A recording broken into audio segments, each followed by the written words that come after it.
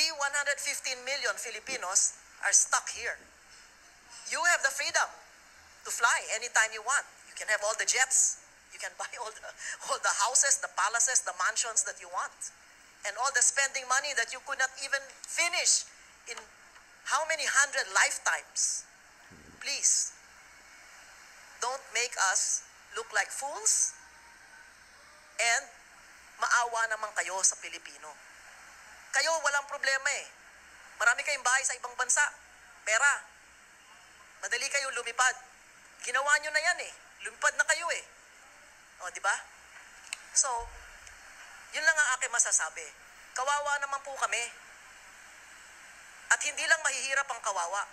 Yung middle class na paunti-unti nawawala. Yung kanilang pinag-ipunan dahil lang naniniwala sila dito sa mga propaganda.